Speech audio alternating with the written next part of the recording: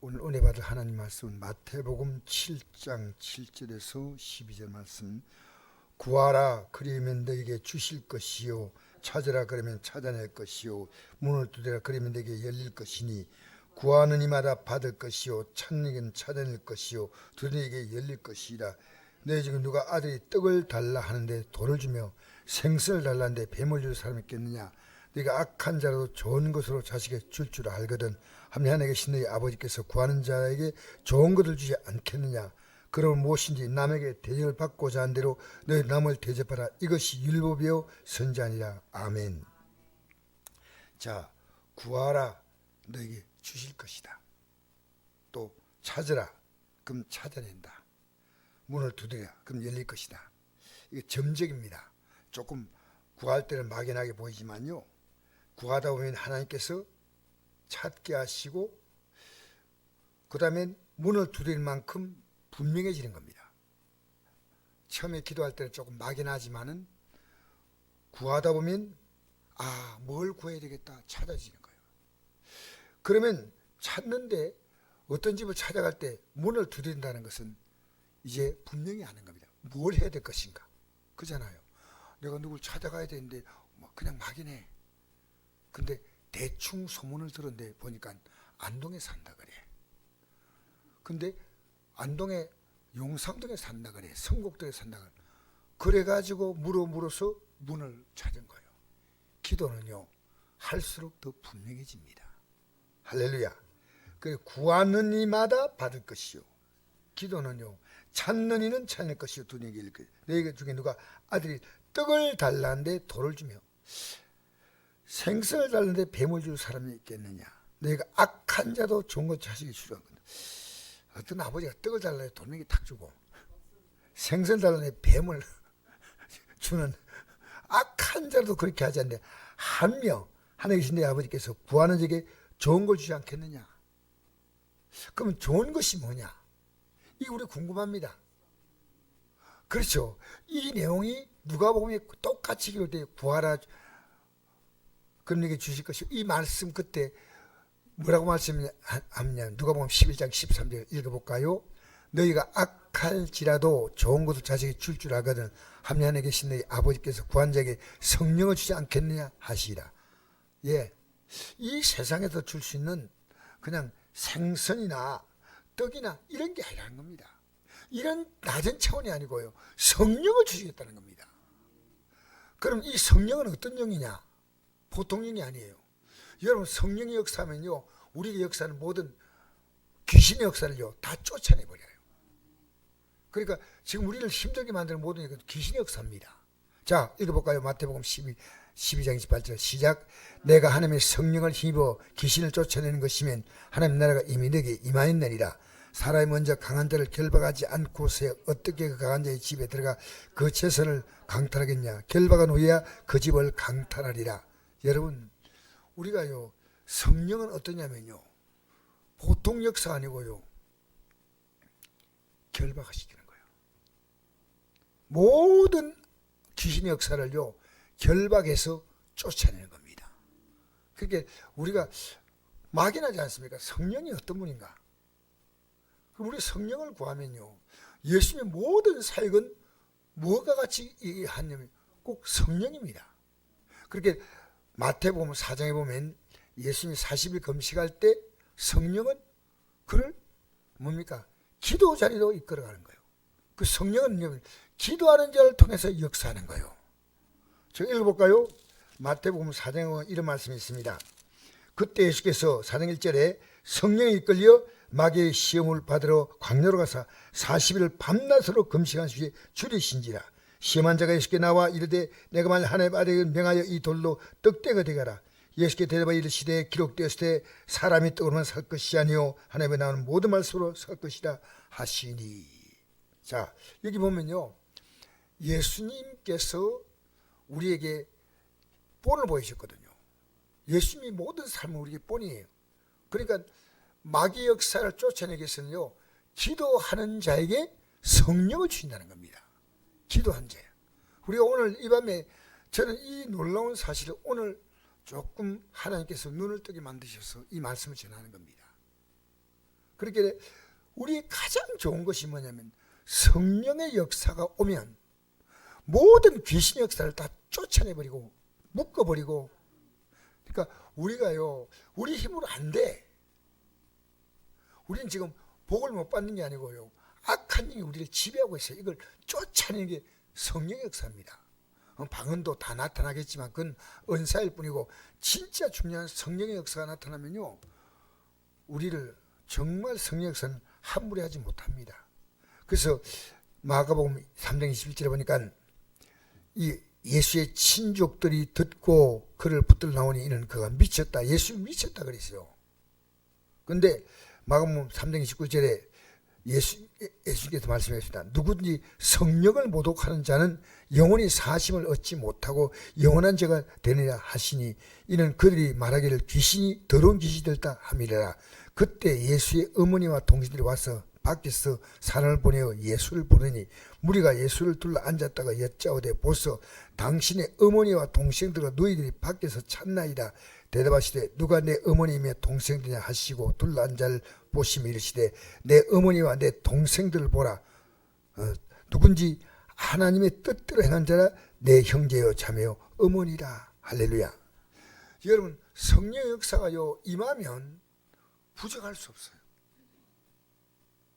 그러니까 영의 세계를 못 보니까 어머니와 그 동생들과 친족들과 너희들이, 동생과 너희들이, 그러니까 이 마리아가 왜 혼자 와서 예수님을 불러서 갈 수 있는데요, 강제로 데려갈라 했어요. 성경을 딱 보면요, 예수님이 어머니가 혼자 온 게 아니고 어머니이며 동생이 하시고, 여기 보니까 동생들을 같이 데려왔습니다.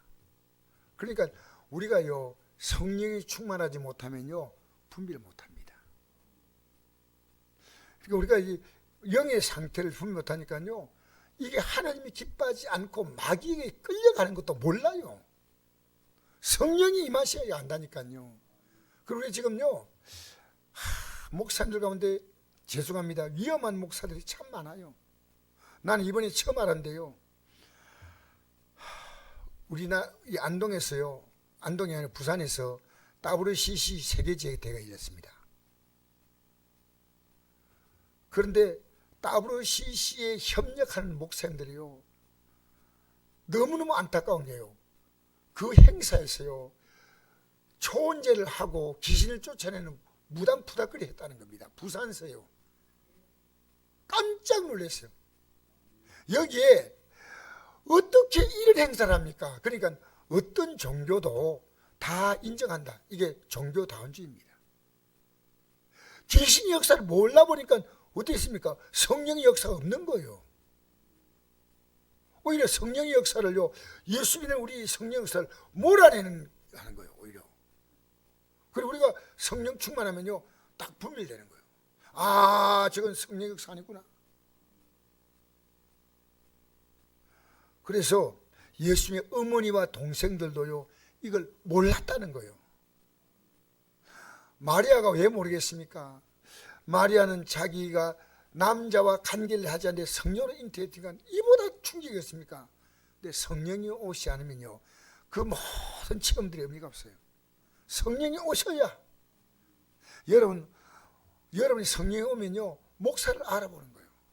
목사는 성도들을 알아봐요. 함부로 우리가 정말 하면 안 됩니다.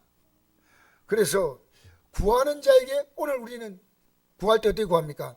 우리가 성령 받기 위해서 반드시 해야 되는, 너희가 예수 그리스도의 이름으로 회개하고 제사함 받으면 성령을 선물로 한다. 내가 제약된 것이 생각나는 것은요 무엇이 다 얘기해야 돼요. 그리고 12절 읽어봅시다. 그러므로 무엇인지 남에게 대접받고 너희 남을 대접하라. 이것이 율법의 선지아니라. 자, 저는 이 말씀의 뜻을요, 우리가 마땅히 남에게 대접받고자 하면 나도 남을 대접하죠. 이것이, 근데 왜 이것이요 안 믿는 대로 할 수 있는데 왜 이거 율법의 선지자로 했냐면요, 율법과 선지자의 중심 사상이 뭔지 압니까? 예수님께, 하나님께 너희들이 인정받으려면 그분이 너희들이 해준 것이 있다. 그런데 너희도 그렇게 그분을 대하라는 겁니다.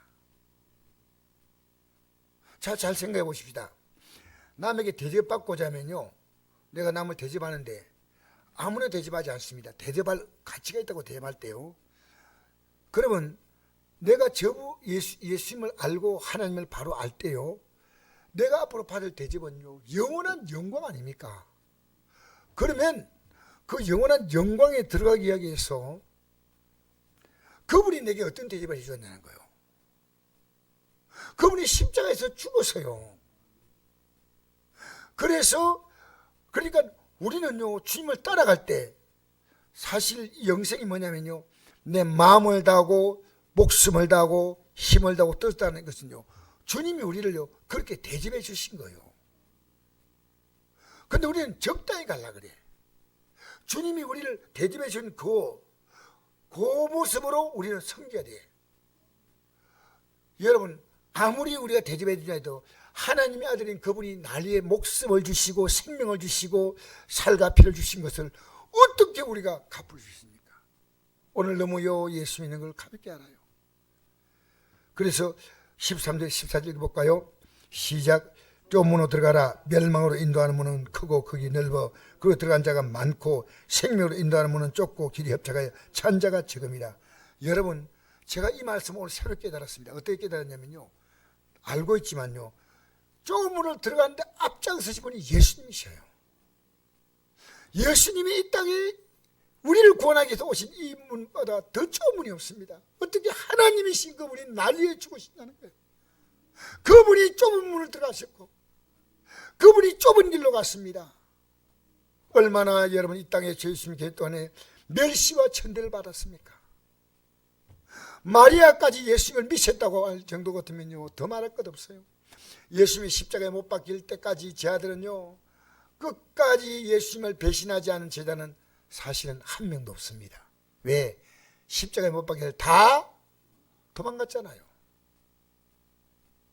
그러니까 예수님은요, 좁은 문으로 들어가면서 우리에게 따라오라는데 나는 그리 싫어.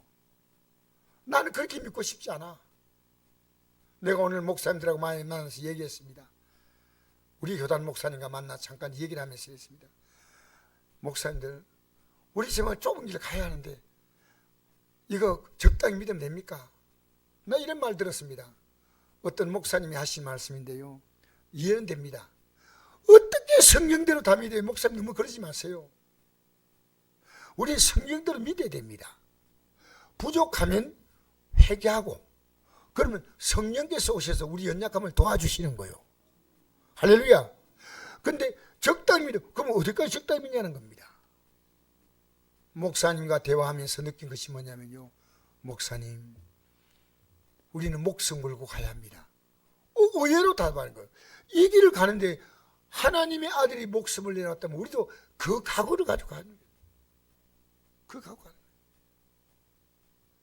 그래서 저는 우리가 기도할 때요, 우리의 기도의 포커스가 뭐냐면요, 생선을 달라고 떡을 달라는 것도 필요하지만 정말 중요한 것은요, 성령으로 충만함 중심이에요.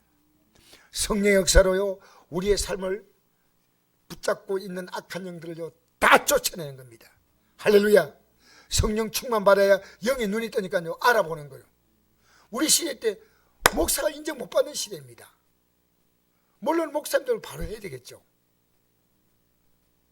여러분, 오늘 이 저녁에 기도할 때요, 우리 성령 충만 구하십시다. 할렐루야. 주님은 무슨 길로 가셨어요? 좁은 길로 간데, 우리가 지금 예수 믿는 게, 지금 우리는 지금 이 세상에서요 돈 벌기 위해서 매일 직장 갑니다. 힘들어도. 세상 일은 얼마 남지 않은 이 땅의 삶을 살기 위해서 하는데, 우리는 앞으로 들어갈 영원한 삶이라면 우리가 이보다 더 엄청난 것도 할 수 있습니다. 왜? 주님이 힘주시면 합니다. 우리 힘으로 못 가지만 주님이 힘주시면 갈 수 있는 줄 믿습니다.